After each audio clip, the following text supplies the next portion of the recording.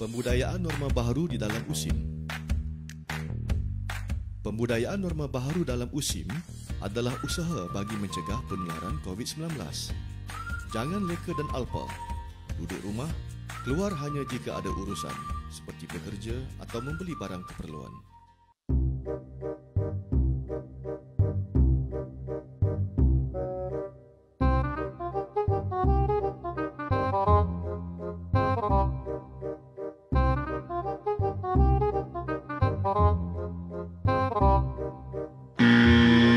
Salah tu.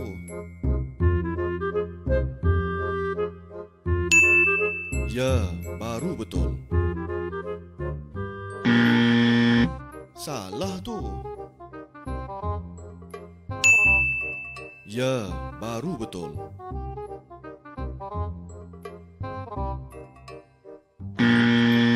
Salah tu. Ya, baru betul.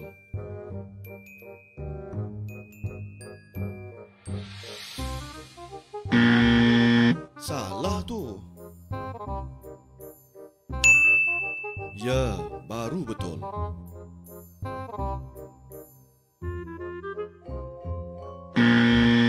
Salah tu. Ya, baru betul.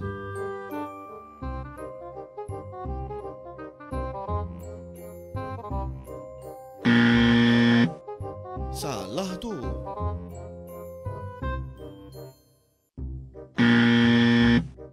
Salah tu.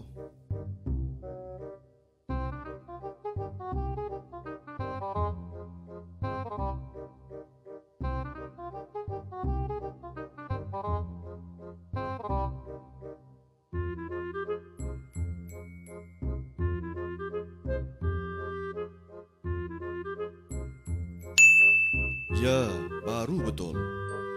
Pastikan diri anda selamat dalam berjuang melawan wabak COVID-19.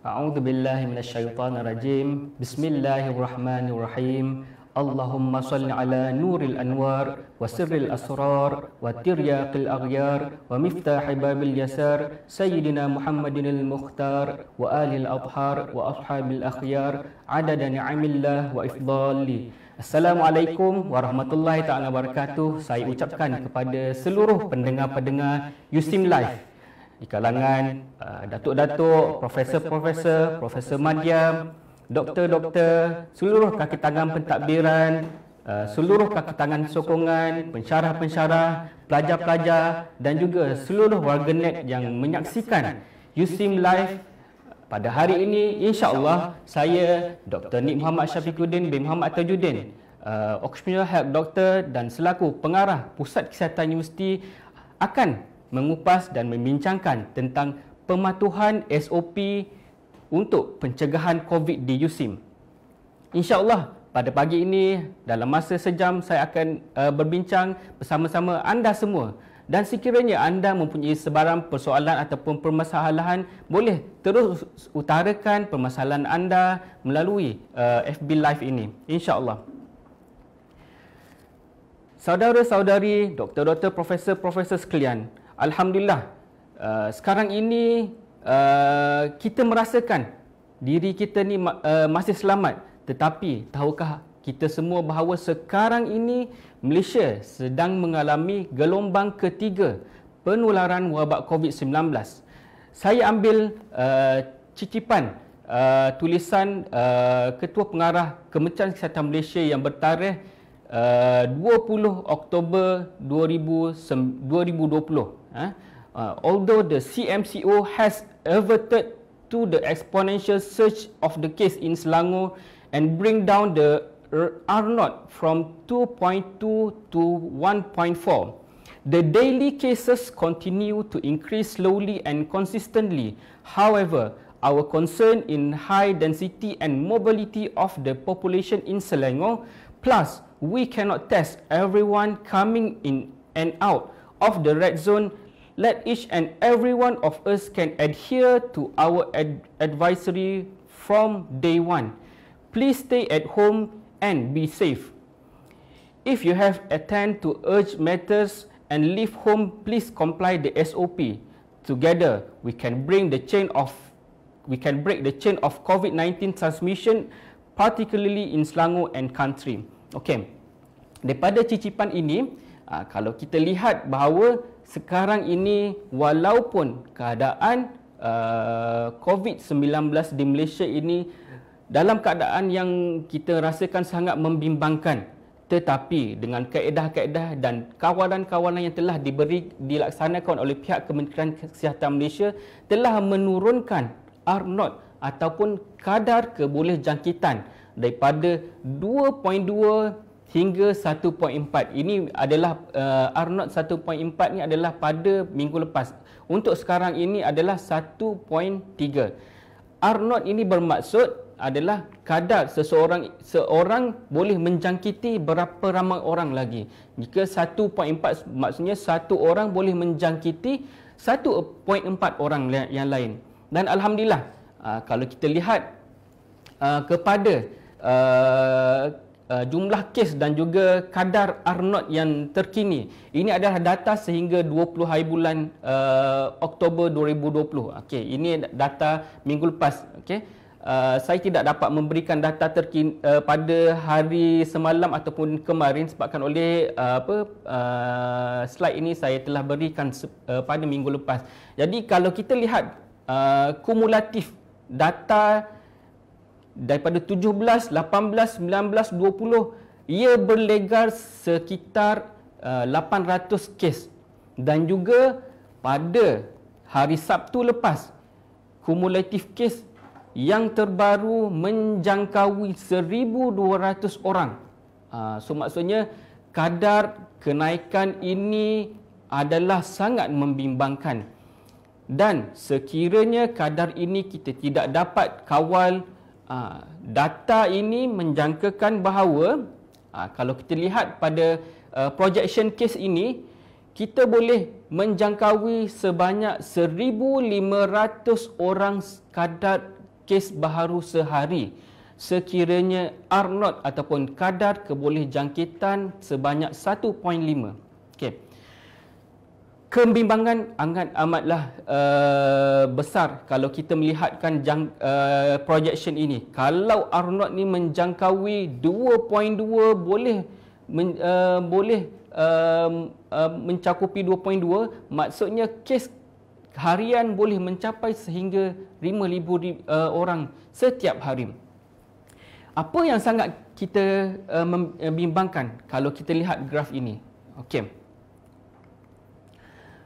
Satu lagi keadaan yang sedang kita hadapi adalah di mana golongan yang terkesan adalah, kalau dilihat pada carta ini, golongan yang terkesan adalah golongan-golongan di kalangan pekerja. Okey, daripada umur 20 tahun sehingga umur 59 tahun. Okey, golongan yang paling terkesan. Okey. Data ini diambil, okey. Kalau kita melihat bilangan kes COVID-19 positif. Okey, kalau dilihat di sini, umur yang paling banyak adalah daripada kalangan 20 hingga 24. Yang keduanya adalah umur 25 hingga 29, dan yang ketiganya adalah umur di kalangan 56 hingga 59. So maksudnya awal umurnya daripada umur 20-an dan juga di hujungnya iaitu umur 55 hingga 59. Dua golongan ini yang sangat terkesan untuk dijangkiti penyakit COVID-19 di Malaysia. Kenapakah ini berlaku? Okey, ini disebabkan oleh kalau penonton-penonton ingat tadi slide yang pertama saya, cicipan daripada Ketua Pengarah Kesihatan Dr. Nur Hisham menyatakan bahawa disebabkan oleh banyaknya pergerakan keluar masuk di kawasan-kawasan yang terjejas, maka di Malaysia golongan 20 hingga 60 ini adalah golongan pekerja, dan kita yang berada dalam kelompok ini sangat-sangat terkesan dan juga terdedah kepada risiko jangkitan COVID-19. Dan kalau dilihat pada kadar insiden COVID-19 di Malaysia mengikut kumpulan umur, kadar insiden ini diukur berdasarkan jumlah per 100,000 orang penduduk mengikut kategori umur. Kalau kita lihat mengikut kadar insiden, umur yang paling terjejas adalah umur 60 hingga 64. Okey. So maksudnya ini adalah bermaksud umur selepas persaraan ataupun umur kata yang masih progresif tetapi kata kadar kebolehjangkitannya sangat tinggi. Kenapa ini berlaku? Okey, ini yang merisaukan kita sekarang ini. Satu lagi slide yang saya perlu paparkan. Okey, ini data daripada ICR Malaysia, daripada Kementerian Kesihatan Malaysia. Masyarakat Malaysia yang terdedah kepada jangkitan COVID-19 mengikut jantina, lelaki sebanyak 72% dan wanita sebanyak 28%. Okey. Kita lihat juga underlying health condition. Ini yang sebenarnya menyebabkan kerisauan kita yang sangat-sangat tinggi oleh pihak Kementerian Kesihatan Malaysia. Pesakit COVID yang mempunyai underlying condition ataupun mempunyai penyakit-penyakit yang telah didiagnos. Pertama, penyakit diabetes mellitus. Pesakit COVID yang telah didiagnos dan mempunyai penyakit kencing manis adalah sebanyak 70%. Sangat besar. Dan juga high blood pressure. Pesakit COVID yang mempunyai latar belakang penyakit darah tinggi sebanyak 64.9%. Sangat tinggi juga, dan diikuti dengan penyakit jantung, kolesterol tinggi, masalah buah pinggang, masalah paru-paru dan kanser. Okey, more than 80% of COVID-19 deaths reported to have at least one underlying health condition. Maksudnya, untuk sekarang ini lebih daripada 200 kematian dilaporkan disebabkan oleh COVID-19, tetapi 80% daripada kematian ini adalah disebabkan oleh salah satu penyakit-penyakit ini. Okey, boleh kita seterusnya, kenapa kerajaan sangat risau tentang penularan COVID-19 yang semakin meningkat di Malaysia. Okey, tadi kita lihat 80% sekurang-kurangnya mempunyai penyakit-penyakit. Kenapa yang kita risau adalah disebabkan oleh di Malaysia kadar warga yang mempunyai penyakit diabetes adalah 1 daripada 5 populasi dewasa. Cuba bayangkan, kita ada 3.9 juta orang yang berumur 18 tahun ke atas, dan 1 antara 5 orang ini dijangkiti mempunyai penyakit diabetes ataupun kencing manis. Okey. Kalau ingat tadi kadar jangkitan COVID-19 yang dialami oleh pesakit-pesakit yang mempunyai kencing manis adalah 70%, sangat tinggi. So maksudnya masyarakat Malaysia yang mempunyai kadar jangkitan diabetes mellitus sebanyak 1 daripada 5 orang, dan juga antara kalangan ini mereka mempunyai risiko untuk mendapat COVID-19 adalah sebanyak 70%.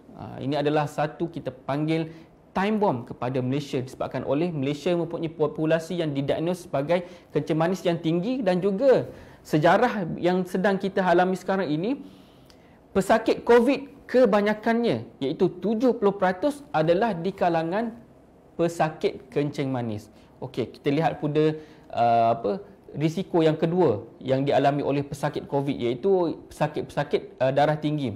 Okey. 32.7% ataupun 5.8 juta rakyat Malaysia berumur 18 tahun ke atas mempunyai penyakit darah tinggi. Ini juga menjadi satu time bomb kepada populasi masyarakat Malaysia di mana kencing manis dan darah tinggi adalah penyumbang kepada kadar kebolehjangkitan COVID-19 paling tinggi di Malaysia. Okey. Tuan-tuan, puan-puan, sidang hadirin sekalian, insya-Allah sekiranya kita berada dalam keadaan yang selamat, mengamalkan SOP yang terbaik, yang terkini dan juga sentiasa peka terhadap informasi-informasi dan juga semua cadangan-cadangan pihak kerajaan Malaysia melalui semua saluran-saluran rasmi, insya-Allah penularan ini dapat kita bendung. Okey. Sekiranya anda mempunyai sebarang permasalahan ataupun sebarang pertanyaan mengenai isu-isu terkini di Malaysia ini, anda terus boleh rujuk ke apps MySejahtera. Di dalam apps MySejahtera terdapat data-data terkini, saranan-saranan daripada pihak kerajaan untuk kita amalkan supaya kita dapat mengelakkan diri kita dan juga warga sekeliling kita, terutamanya anak-anak, keluarga-keluarga dan rakan sekerja kita untuk mengelakkan daripada terkena jangkitan COVID-19. Okey, sekarang ini kita nak pergi kepada SOP yang telah ditetapkan oleh pihak USIM. Sebelum itu, sama-sama kita saksikan sedikit video teaser mengenai SOP yang telah dilaksanakan di USIM. Silakan menonton.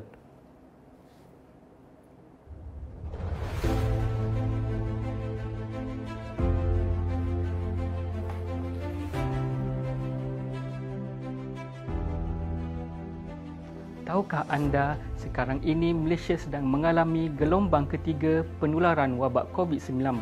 Kerajaan Malaysia sentiasa menasihatkan seluruh rakyat Malaysia untuk mengamalkan norma-norma baharu seperti mengelakkan 3C dan mengamalkan 3W. C yang pertama, crowded place ataupun tempat sesak seperti kafeteria, majlis keraian dan majlis-majlis keramaian. C yang kedua, confined space ataupun tempat tertutup seperti pantry, surau, bilik persalinan, lift dan juga bilik rehat. C yang ketiga, close conversation ataupun bercakap secara dekat seperti di bilik mesyuarat, di kaunter ataupun di ruang pejabat. Oleh itu, sama-samalah kita mengamalkan 3W. Wash, mencuci tangan, mengamalkan kebersihan tangan dengan sabun dan air ataupun hand sanitizer.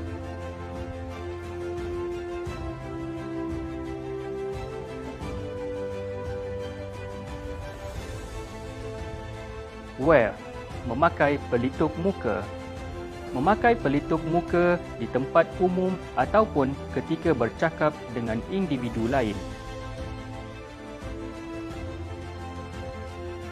Warn, memberi amaran.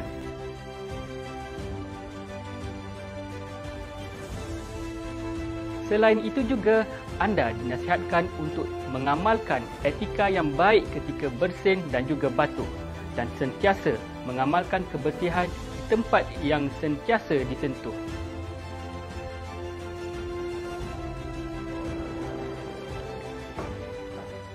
USIM sentiasa peka terhadap polisi-polisi kerajaan yang telah dikeluarkan dan terus memaklumkan kepada seluruh warga USIM melalui portal rasmi USIM. Antara langkah-langkah penjagaan yang telah kita lakukan adalah seperti penjarakan sosial sekurang-kurangnya 1 meter, mengamalkan tahap kebersihan yang tinggi, menjalankan saringan kesihatan di pintu masuk utama USIM, melakukan penjadualan work from home dan juga melaksanakan saringan kesihatan kendiri melalui portal iStaff.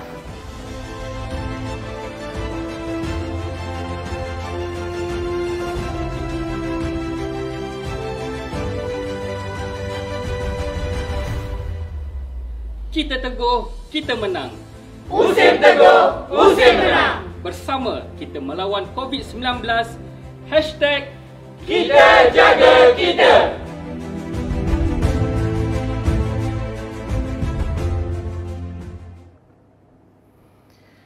Alhamdulillah, kembali lagi bersama saya dalam USIM Live TV. Kita membincangkan tentang SOP COVID-19 di USIM. Sebelum itu, penonton-penonton semua dimohon sekiranya tidak subscribe lagi USIM TV, sila subscribe dan juga sila share dan follow USIM TV. InsyaAllah banyak informasi dan juga video-video terkini tentang isu-isu terkini di dalam USIM ataupun di dalam negara telah kita paparkan di dalam USIM TV. InsyaAllah seterusnya kita pergi kepada SOP yang telah diterapkan di USIM. Okay. Kita mengamalkan SOP berdasarkan keterangan ataupun kenyataan yang telah dikeluarkan oleh pihak kerajaan iaitu MKN dan juga pihak Kementerian Kesihatan Malaysia dan juga pihak Kementerian Pengajian Tinggi. SOP yang terkini yang kita ikuti adalah yang dikemas kini pada minggu lepas iaitu pada hari 22 Oktober 2020. Prosedur operasi standard ataupun SOP pengurusan operasi IPT semasa Perintah Kawalan Pergerakan Bersyarat ataupun PKPB wabak COVID-19. Saya petik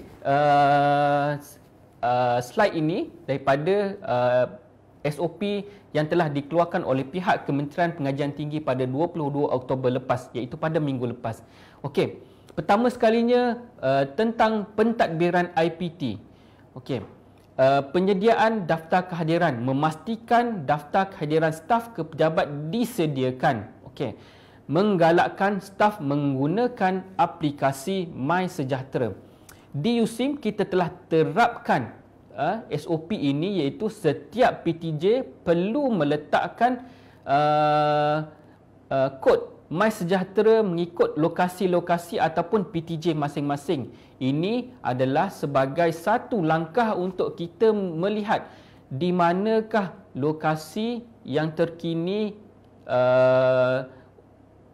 seorang pekerja itu ataupun staf USIM pergi. Dan juga ini adalah sebagai salah satu cara untuk kita membuat tracing study. Sekiranya pekerja ataupun warga USIM ataupun orang-orang yang berkaitan dengan USIM datang ke USIM, kita boleh buat tracing study di mana menjejaki ke manakah mereka ini telah pergi dan juga ini adalah salah satu cara kerajaan Malaysia membuat saringan dan juga mencari di manakah jejak-jejak pesakit COVID. Okey, ini adalah satu aplikasi yang digunakan di seluruh Malaysia sekarang ini dan insya-Allah kita boleh mengawal penularan wabak COVID-19 dengan cara kita menjejaki suspek-suspek ataupun yang kita rasakan mereka ini mempunyai jangkitan COVID-19. Okey, yang keduanya adalah penjarakan fizikal, iaitu mengamalkan penjarakan sekurang-kurangnya 1 meter. Ini telah kita tekankan sejak daripada bulan 3 lagi iaitu ketika penularan COVID-19 dan semasa PKP lagi di mana sekiranya PTJ-PTJ yang berfungsi dimohon untuk melaksanakan penjarakan sosial sebanyak sekurang-kurangnya 1 meter iaitu sekiranya berada di bilik mesyuarat ataupun di ruang-ruang kerja masing-masing ataupun di pantry. Ini adalah contoh-contoh dan dimohon kepada semua warga USIM, staf-staf USIM untuk kita sama-sama pastikan supaya penjarakan fizikal ini kita amalkan supaya apabila kita mengamalkan penjarakan fizikal ini, risiko untuk penularan COVID-19 berkurangan, insya-Allah.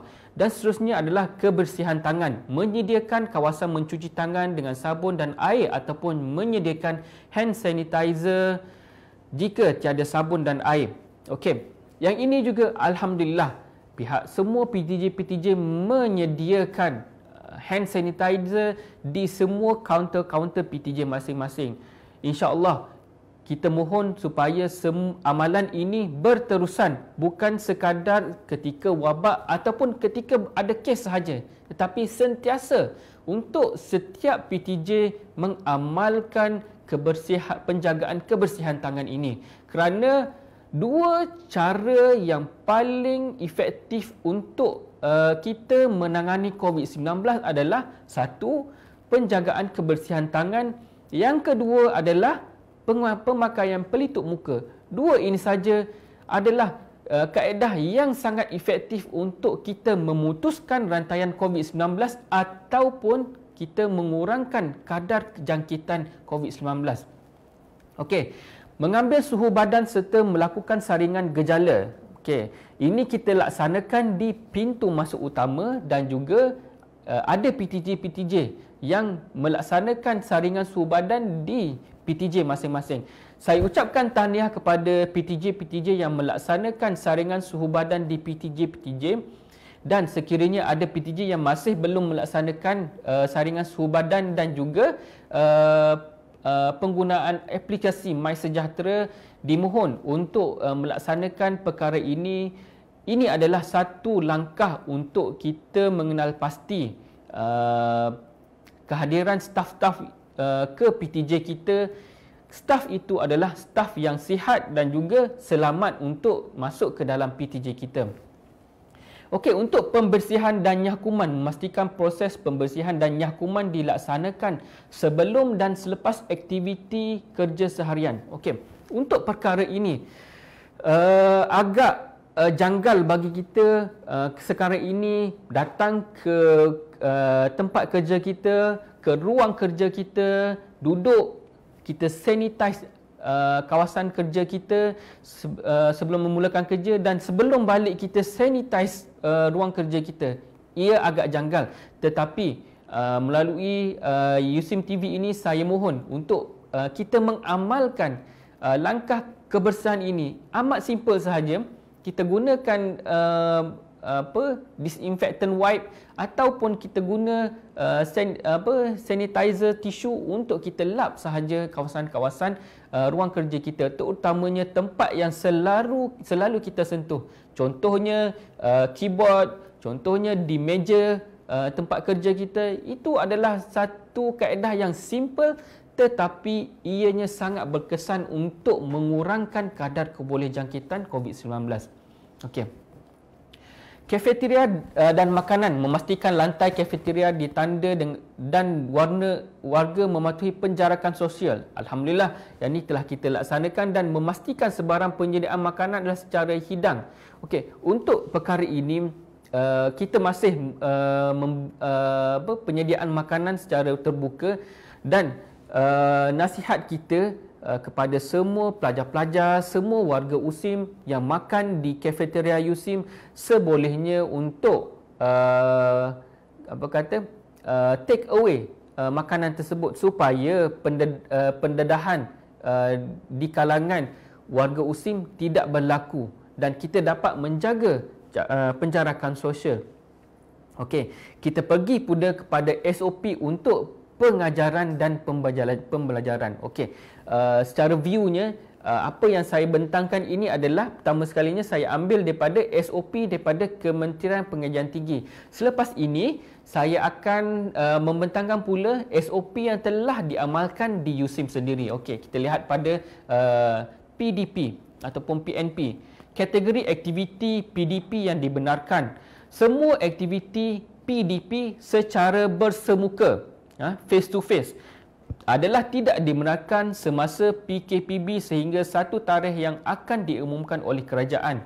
Semua aktiviti PDP perlu dilaksanakan secara dalam talian. Okey.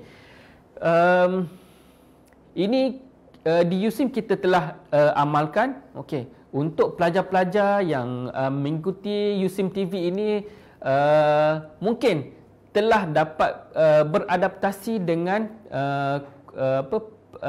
kaedah pembelajaran dan pengajaran secara online. Mungkin ada sedikit ralat di kalangan pelajar-pelajar tahun 1 yang baru mendaftar beberapa minggu, awal minggu 2 minggu lepas, iaitu pada 12 Oktober.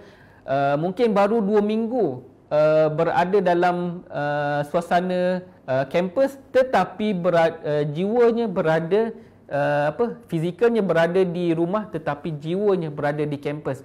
Mungkin anda tidak dapat menjiwai perkara ini, macam mana campus life. Tetapi dengan adanya online, dengan adanya sistem pengajaran secara online ini, insya-Allah pihak USIM sentiasa memberikan tumpuan dan juga memberikan sepenuh perhatian kepada pelajar-pelajar supaya proses PDP ini dapat berjalan sebaik mungkin, insya-Allah. Dan juga kita mohon komitmen untuk pelajar-pelajar, terutamanya untuk sentiasa menyemak jadual dan juga sentiasa memberikan tumpuan sekiranya mempunyai sebarang permasalahan, hubungi pensyarah anda masing-masing. Jangan terputus hubungan dengan pengajar ataupun pensyarah-pensyarah anda, kerana jarak fizikal anda adalah berjauhan. Anda tidak boleh bersemuka seperti sebelum ini, dan hubungan secara maya ini adalah sangat penting. Jangan sekali-kali kata terasing daripada kelompok kumpulan anda. Okey. Seterusnya mengenai pengurusan pelajar di kolej kediaman dan juga fasiliti kampus. Okey, untuk makluman semua, sekarang ini di USIM kita hanya ada 2 kelompok pelajar sahaja yang menghuni kolej-kolej kediaman. Pertamanya, pelajar-pelajar Kolej Jenius Insan. Yang keduanya adalah pelajar-pelajar Tamhidi USIM. Okey.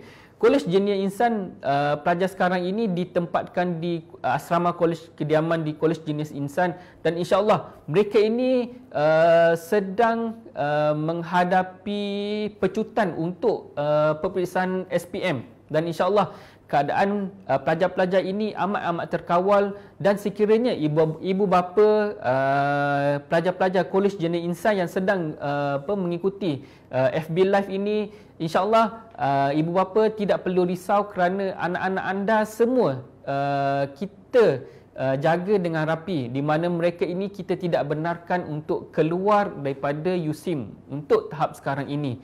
InsyaAllah kawalan-kawalan kita ini dapat memberikan keselesaan kepada pelajar-pelajar yang akan menghadapi SPM tidak lama lagi. Dapat mereka belajar dengan tenang, dan juga ibu bapa juga tidak perlu risau akan keadaan keselamatan anak-anak mereka. Untuk pelajar-pelajar Tamhidi pula, okey, sekarang ini minggu lepas baru pelajar-pelajar ini cuti mid semester, dan sekarang ini sedang mengikuti kuliah. Kita difahamkan pada minggu lepas pihak Pusat Tamhidi telah mengeluarkan SOP terkini, iaitu semua kursus-kursus dan juga proses PDP untuk pihak Tamhidi dilaksanakan secara atas talian.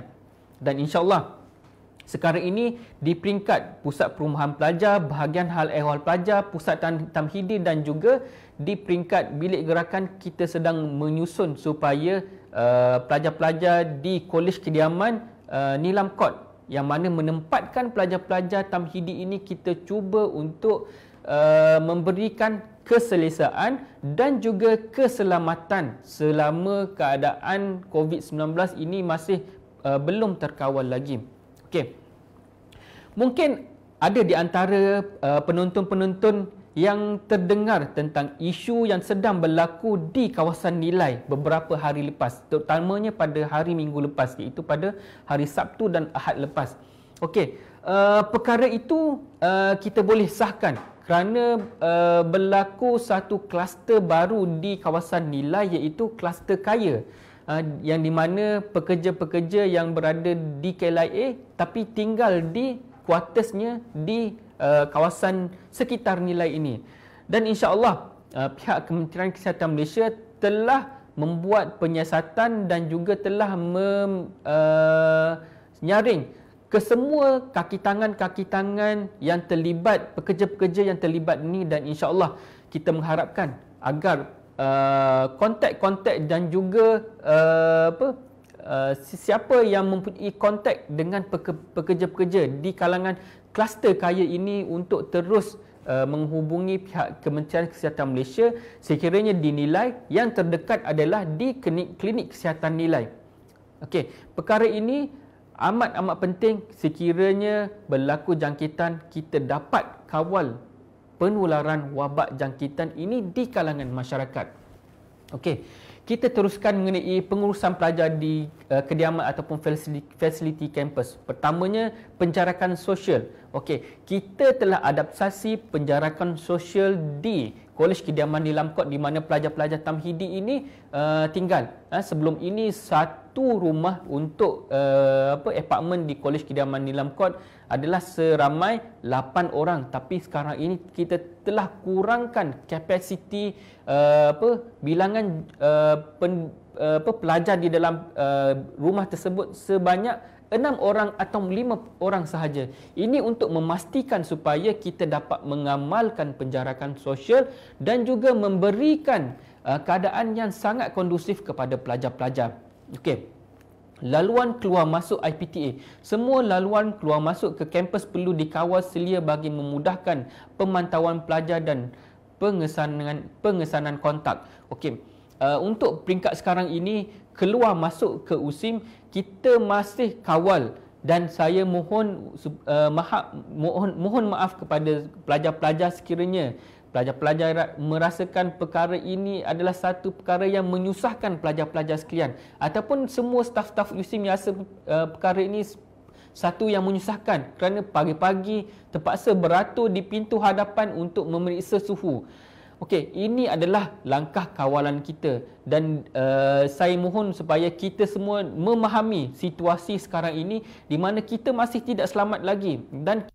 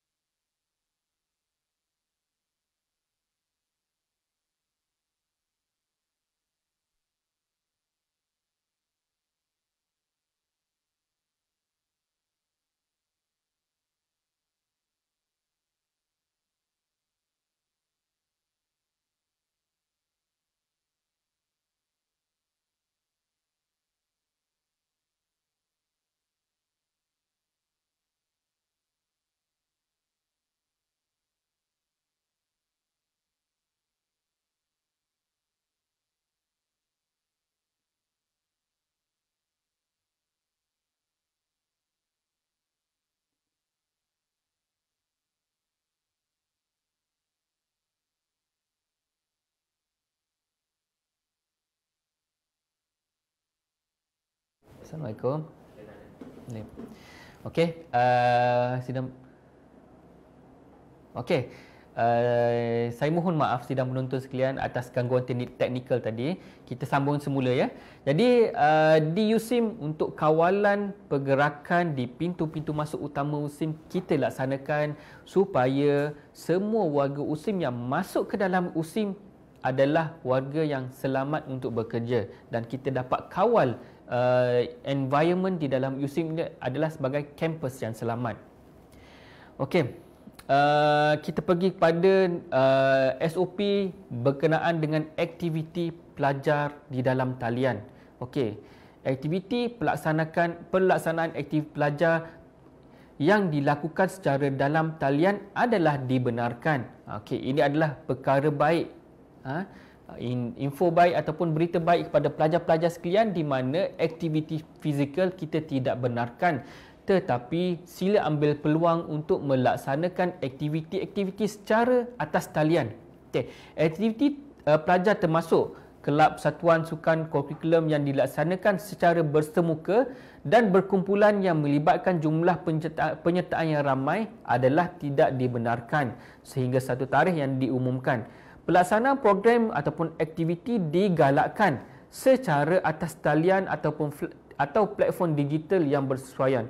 Okey. Semua pelajar-pelajar ataupun mahasiswa-mahasiswa sekalian, walaupun kita masih berada dalam keadaan yang tidak selamat di dalam keadaan penularan wabak COVID-19 dan keadaan Malaysia dalam perintah kawalan pergerakan, ada yang berada dalam keadaan pergerakan bersyarat dan juga kebanyakannya adalah dalam keadaan pergerakan pemulihan. Ambil peluang ini untuk terus melaksanakan aktiviti-aktiviti kemahasiswaan kerana kita masih memberi peluang untuk aktiviti-aktiviti pelajar dilaksanakan. Jangan kata ambil mudah dalam perkara ini kerana inilah waktu belajar ini adalah waktu untuk anda develop diri anda, untuk develop sahsiah, develop kendiri supaya lebih berkeyakinan dan juga mempunyai jati diri yang sangat tinggi. Dan aktiviti-aktiviti pelajar ini secara atas talian anda lebih kreatif untuk laksanakan. InsyaAllah ambil peluang ini. Okey, seterusnya pelaksanaan aktiviti penyelidikan di dalam makmal. Okey. Untuk aktiviti di dalam makmal hanya untuk penyelidikan di mana penyelidikan hanya dapat dijalankan dengan kehadiran secara fizikal kerana memerlukan peralatan khusus. Okey. Penjarakan fizikal juga perlu dilakukan di dalam makmal, kebersihan tangan dan mengambil suhu badan. Di dalam makmal anda perlu laksanakan juga tetapi dengan SOP yang sangat terkini. Okey. Saya perlu menyentuh tentang satu notis yang telah dikeluarkan oleh pihak pejabat Naib Chancellor. Okey. Notis ini notis yang bertarikh 13 Oktober dan juga mula diguna pakai bermula pada 14 Oktober. Okey. Mungkin sedikit teknikal, sekiranya penonton-penonton di kalangan staf-staf USIM ataupun di kalangan pelajar-pelajar USIM ingin bertanya tentang notis ini, sila kemukakan sebab ini adalah sedikit mungkin akan berlaku sedikit kekeliruan. Okey, susulan pengumuman YB Datuk Seri Ismail Sabri Yaakob, Menteri Kanan Pertahanan, okey, daripada sidang khas MKN pada 12 Oktober menetapkan pelaksanaan Perintah Kawalan Pergerakan bersyarat seluruh negeri Selangor, wilayah Persekutuan Kuala Lumpur dan juga wilayah Persekutuan Putrajaya mulai 14 Oktober sehingga 20 Oktober 2020. Okey. Semua staf hendaklah mengambil tindakan merujuk jadual berikut. Okey. Ada dua kategori, iaitu satu, lokasi kediaman di kawasan PKPB. Yang keduanya, lokasi bertugas di kawasan PKBB ataupun di kawasan nilai. Kita rujuk kepada lokasi kediaman di kawasan PKPB dan juga bekerja di nilai dulu. Kalau anda berada di rumah anda di kawasan PKPB di Selangor, Putrajaya ataupun di KL dan bekerja di nilai. Okey, untuk kaki tangan kritikal dan tidak kritikal. Okey, untuk istilah kritikal dan tidak kritikal saya akan bentangkan sekejap lagi. Kita lihat. Untuk kritikal dan tidak kritikal boleh bekerja dari rumah jika diarahkan untuk menjalani kuarantin kendiri oleh pihak berkuasa. Okey, anda kaki tangan di kawasan PKBB, contoh saya ambil duduk di Kajang, bekerja di kampus nilai dan anda dikategorikan ketika boleh terus bekerja dari rumah ataupun diarahkan untuk menjalani kuarantin kendiri oleh pihak berkuasa dan juga hadir bekerja di pejabat ataupun lokasi yang ditentukan atau bekerja di rumah jika menghadapi kesukaran untuk menguruskan anak ataupun keluarga kerana penutupan ataupun kekangan ruang pusat jagaan. Okey, boleh lihat ini ya. Untuk yang bekerja di kawasan PKPB Selangor, KL, Putrajaya, anda boleh bekerja dari rumah. Okey, itu kaedahnya. Bergantung kepada arahan pihak ketua pusat tanggungjawab masing-masing. Okey. Seterusnya, anda duduk di kawasan PKPB dan juga bekerja dalam kawasan PKPB. Saya ambil contoh, tinggal di Shah Alam dan bekerja di USIM kampus Pandan Indah. Okey, sekiranya anda di kalangan pekerja kritikal, anda perlu hadir bekerja di pejabat ataupun lokasi yang ditentukan secara penggiliran atau penjadualan mengikut kelulusan ketua pusat tanggungjawab masing-masing. Okey. Anda kaki tangan kritikal bekerja di Pandan Indah, rumah di kawasan PKPB. So perlu datang bekerja tetapi secara penggiliran. Okey, untuk yang tidak kritikal terus bekerja dari rumah. Okey, itu formulanya. Berada di kawasan PKPB, bekerja di PKPB, anda adalah pekerja di klasifikasi tidak kritikal, terus bekerja dari rumah. Okey. Untuk seterusnya, dalam kawasan Perintah Kawalan Pergerakan Bersyarat, rumah di kawasan PKPB, bekerja di Bandar Baharu Bangi, bekerja di kampus utama USIM. Okey, sekiranya anda adalah pekerja di kalangan kategori PTJ kritikal, kaki tangan perlu hadir bekerja di pejabat ataupun lokasi yang ditentukan secara penggiliran ataupun secara penjadualan. Okey, ini okey. Duduk di kawasan PKPB, anda bekerja di USIM kampus nilai, anda juga dikategorikan sebagai pekerja jabatan kritikal, maksudnya perlu hadir bekerja mengikut jadual yang ditetapkan oleh jabatan masing-masing. Seterusnya, sekiranya duduk di kawasan PKPB tapi bekerja di kampus nilai dan anda dikategorikan sebagai jabatan tidak kritikal, boleh terus bekerja dari rumah mengikut arahan ketua jabatan masing-masing. Okey, kategori terakhir, berada di kawasan PKPB, bekerja dalam kawasan PKPB. Sekiranya anda adalah kategori pekerja kritikal, masih perlu hadir bekerja secara penggiliran mengikut budi bicara dan juga ketetapan ketua jabatan masing-masing, ataupun bekerja kalau anda staf di kalangan bukan kritikal, terus boleh bekerja dari rumah mengikut ketetapan dan juga keizinan daripada ketua PTJ masing-masing. Okey. Boleh sini jadual ini kita akan rujuk sekiranya kawasan nilai ataupun kawasan Seremban ini nilai berada di Mukim Setul.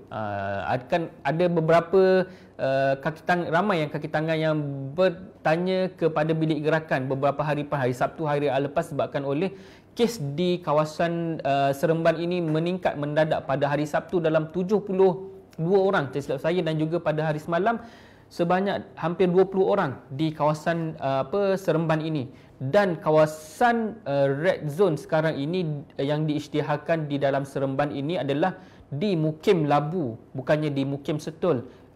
Kampus USIM berada di Mukim Setul. So maksudnya sekiranya berlaku keadaan ini, sekiranya kerajaan isytiharkan kawasan Seremban diisytiharkan sebagai PKP bersyarat, PKPB, kita akan guna pakai jadual ini. Pihak Jabatan Pendaftar akan keluarkan arahan berdasarkan jadual ini. So mohon untuk kaki tangan staf-staf, sekiranya anda ada kekeliruan, okey, mohon rujuk balik notis pejabat naik chancellor ini yang bertarikh 13 Oktober 2020. Boleh rujuk balik di dalam Info Pro, terdapat pihak USIM telah letakkan dalam Info Pro.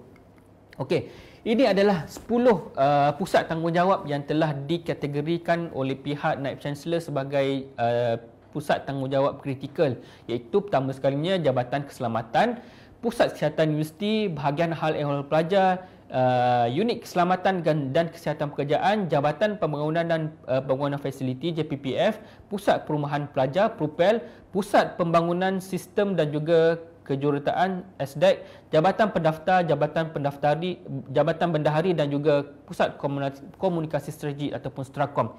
Okey. So maksudnya semua staf-staf yang berada di PTJ ini 10 PTJ ini dikategorikan sebagai staf jabatan kritikal. So maksudnya anda dinasihatkan untuk merujuk jadual yang telah dikeluarkan oleh notis pejabat naib Chancellor bertarikh 13 hari bulan Oktober lepas untuk melihat kategori manakah anda dan juga adakah anda layak bekerja dari rumah ataupun anda perlu datang bekerja secara bergila-gila ataupun secara penjadualan. Okey. Saya rasa notis ini sudah jelas. Okey. Kita lihat ini mapping yang telah dikeluarkan data sehingga 21 Oktober. Kita melihat di manakah lokasi-lokasi zon merah. Okey, ini contoh adalah mengikut kawasan di Selangor. Apa yang kita maksudkan zon merah bukannya di dalam daerah ataupun satu negeri. Okey. Kena faham maksud. PKPB dilaksanakan di Selangor, KL dan juga Putrajaya. Itu adalah perintah kawalan bersyarat untuk semua negeri. Tetapi terdapat beberapa mukim di dalam negeri tersebut yang mempunyai kawasan zon merah. Okey, di mana kluster-kluster tertentu berada di dalam mukim tersebut. So maksudnya yang kita maksudkan kaki tangan yang berada dalam zon merah adalah yang terdapat di mukim-mukim tersebut, bukannya seluruh negeri. Okey, banyak saya dapat call daripada bilik gerakan bertanya, saya ni berada di tempat-tempat sekalian, boleh datang tak kerja? Okey. Maksud zon merah ni adalah mukim yang telah diisytiharkan zon merah, bukannya satu negeri. Kalau kita lihat sini di kawasan Hulu Selangor tak ada kes pun, contoh di di Hulu Yam ke tak ada kes.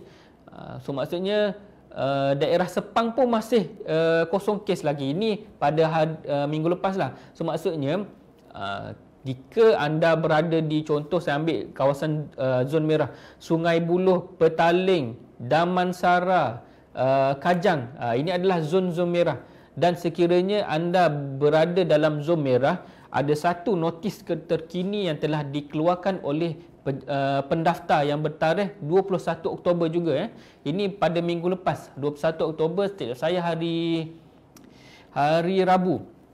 Okey. Susulan pengumuman Menteri Kanan Pertahanan pada 20 Oktober 2020 yang telah memutuskan bahawa pekerja sektor awam dan swasta di peringkat pengurusan dan juga penyeliaan kawasan penguatkuasaan Perintah Kawalan Pergerakan Bersyarat PKPB di seluruh negeri Selangor, wilayah Persekutuan KL dan juga Putrajaya hendaklah bekerja di rumah mulai 22 Oktober.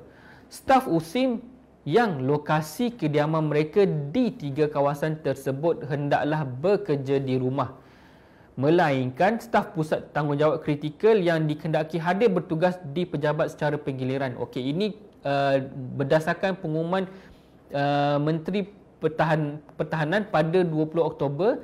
Kita mengguna pakai balik notis pejabat naib Chancellor pada 13 Oktober yang jadual tadi tu.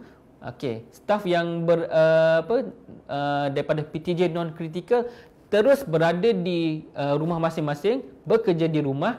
Staf daripada PTJ kritikal perlu hadir bekerja secara penggiliran mengikut ketetapan jabatan masing-masing. Okey, ada tambahan lagi.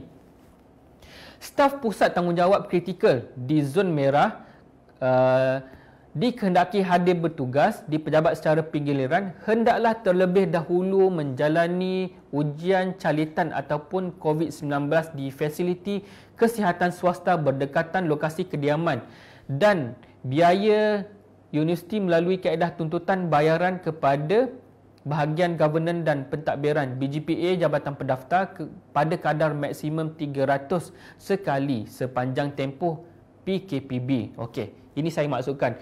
Sekiranya anda adalah kaki tangan di PTJ kritikal berada di zon merah, di zon merah, bukannya kawasan PKPB, berada di zon merah, perlu hadir ke USIM untuk bekerja. Anda perlu untuk menjalani swab test ataupun ujian calitan. Jalani swab test di kawasan kediaman masing-masing dahulu. Dapat result swab test, jika negatif baru boleh datang bekerja. Boleh Dan juga alhamdulillah pihak bendahari telah bersetuju untuk menanggung sebanyak RM300 kos saringan swab test tersebut, dan tuntutan adalah secara pay and claim kepada pihak BGPA.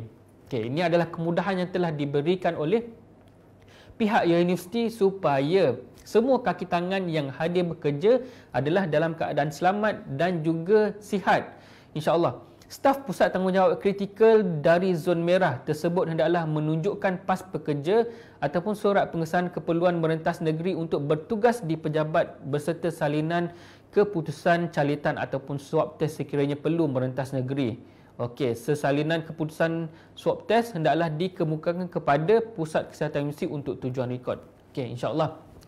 Untuk pelaksanaan ini, sekiranya semua kaki tangan yang berada di zon merah dan anda dikategorikan sebagai kaki tangan kritikal, perlu untuk kita laksanakan saringan swab test ini, dan juga pihak universiti juga telah bersetuju untuk menanggung sebanyak RM300 kos swab test tersebut. InsyaAllah. Ini adalah SOP yang telah dikeluarkan, arahan yang telah dikeluarkan untuk garis panduan aktiviti penyelidikan semasa tempoh PKP dan juga PKPB bagi membendung penularan wabak COVID-19. Mohon untuk semua penyelidik untuk merujuk balik notis di dalam Info Pro bertarikh 14 hari bulan 10. Ini telah kita keluarkan dan dah diumumkan. Selaras dengan pengumuman kerajaan mengenai PKPB, dimaklumkan bahawa garis panduan aktiviti penyelidikan semasa tempoh PKP adalah terpakai selaras dengan pelaksanaan PKPP yang dilanjutkan sehingga 31 Disember 2020 oleh kerajaan. Untuk makluman, lampiran garis panduan bagi aktiviti penyelidikan semasa tempoh PKP dan juga PKPB dilaksanakan sebagai panduan kepada penyelidik, RA, GRA dan juga enumerator. Sila rujuk notis ini yang telah dikeluarkan oleh Info Pro bertarikh 14 hari bulan 10 2020.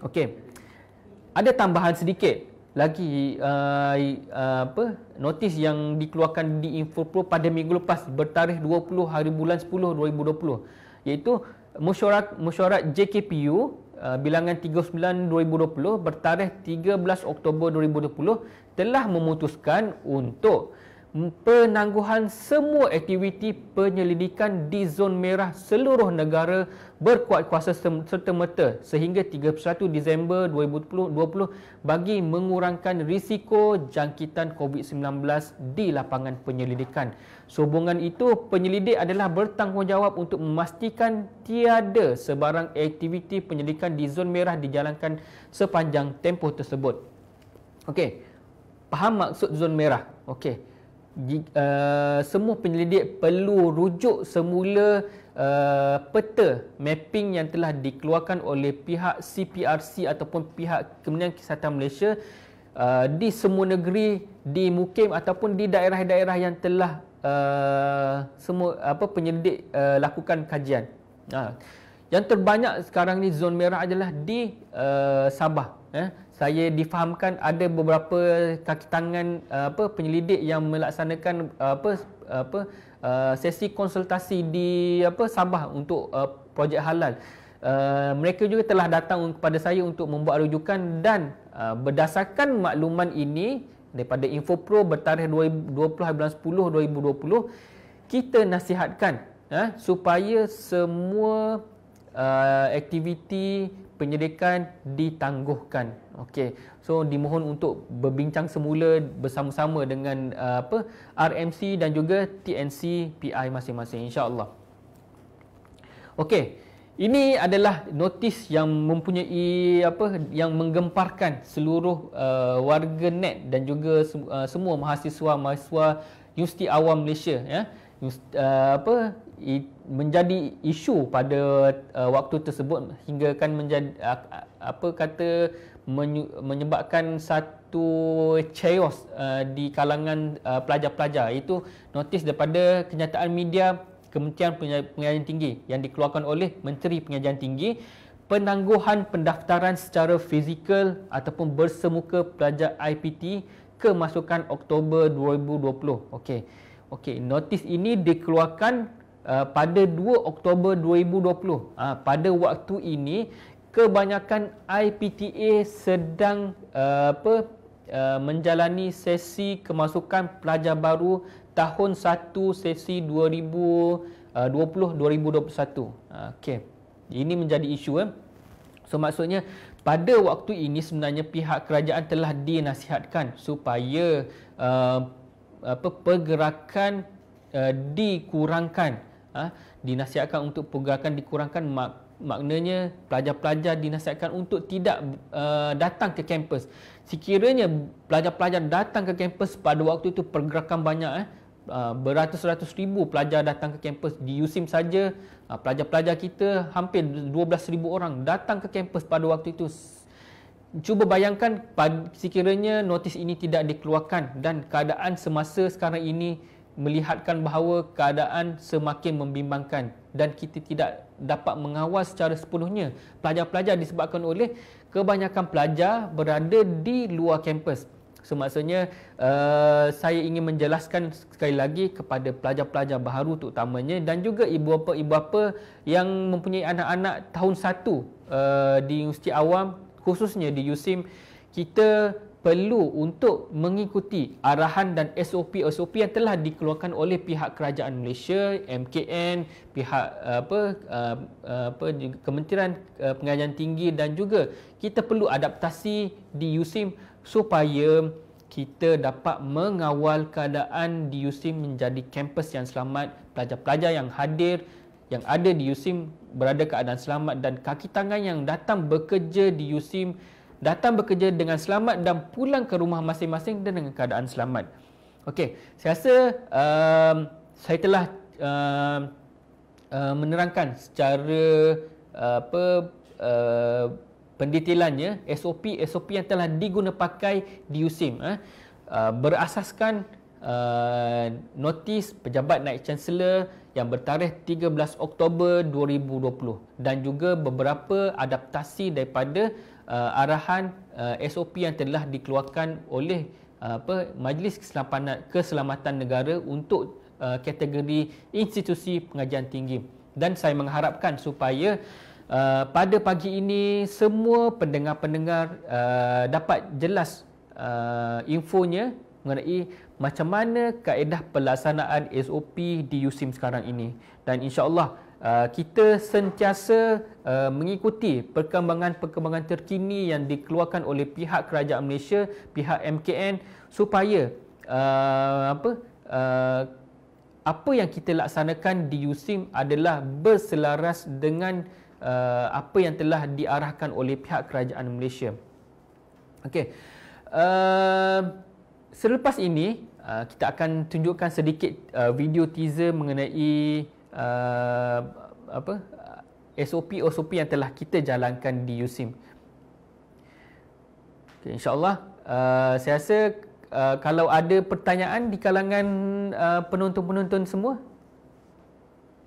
Okey, kalau tak ada, sekali lagi saya ingin jelaskan, sekiranya anda mempunyai sebarang permasalahan ataupun persoalan, boleh terus ajukan kepada USIM TV, ataupun sekiranya anda perlukan jawapan itu dengan keadaan yang segera, boleh menghubungi Bilik Gerakan Bencana COVID-19 USIM di talian 06 798 6121.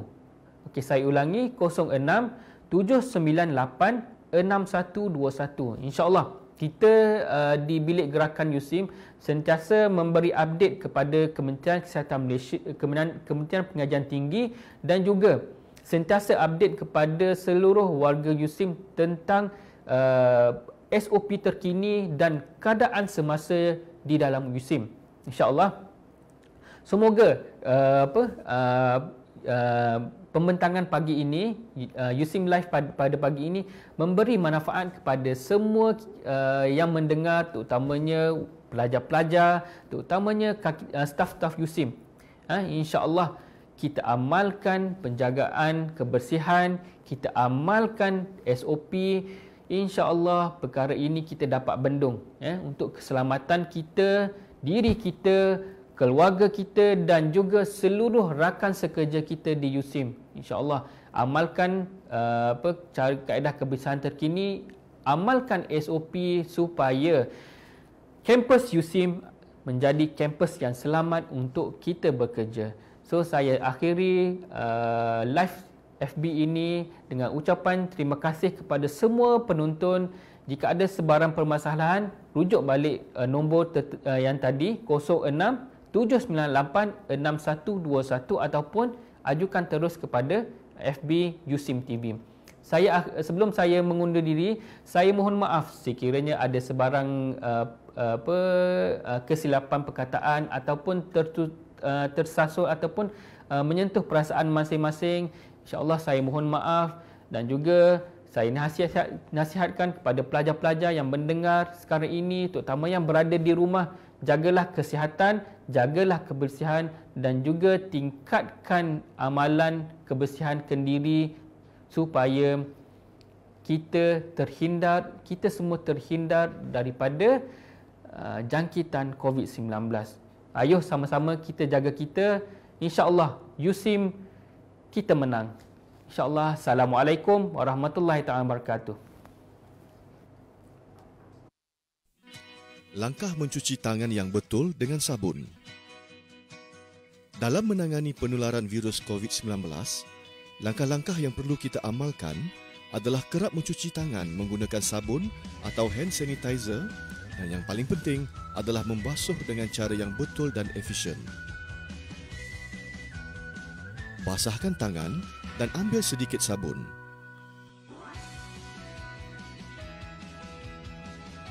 Langkah 1.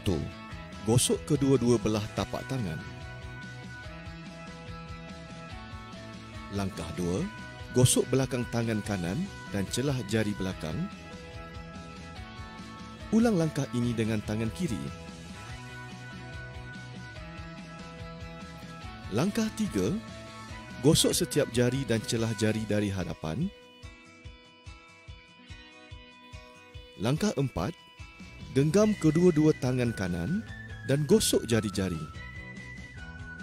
Ulang langkah ini dengan tangan kiri. Langkah 5.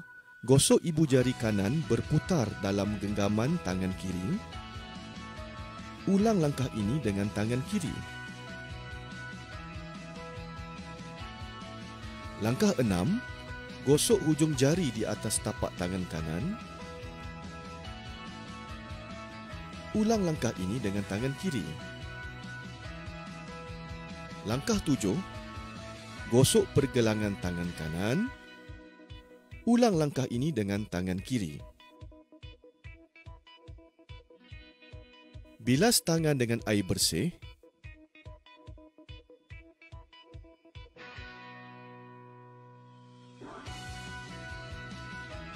Kemudian keringkan dengan tisu atau tuala bersih. Salah satu cara memutus rantaian COVID-19 adalah dengan memastikan tangan sentiasa bersih sekaligus mencegah penularan virus COVID-19. #Kita Jaga Kita.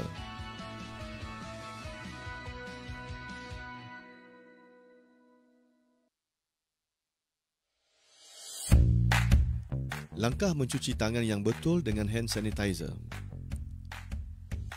Selain mencuci tangan, penggunaan hand sanitizer juga harus mengikut langkah yang betul. Gunakan cecair pembasmi kuman Langkah 1, gosok hujung jari di kedua-dua tapak tangan kanan. Ulang langkah ini dengan tangan kiri. Langkah 2, gosok kedua-dua tapak tangan. Langkah 3, gosok belakang tangan dan celah jari tangan kanan. Ulang langkah ini dengan tangan kiri. Langkah 4, gosok setiap jari dan celah jari. Langkah 5, gosok belakang jari kanan ke tapak tangan kiri. Ulang langkah ini dengan tangan kiri. Langkah 6, gosok kedua-dua ibu jari. Ulang langkah ini dengan tangan kiri. Langkah 7, gosok pergelangan tangan kanan. Ulang langkah ini dengan tangan kiri. Amalkan langkah ini dengan betul. Anda boleh memutuskan rantaian COVID-19. #KitaJagaKita.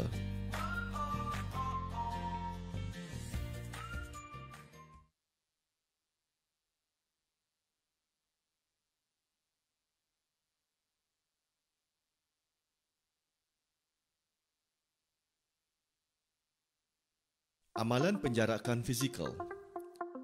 Amalkan penjarakan fizikal sekurang-kurangnya 1 meter, walau di mana sahaja anda berada.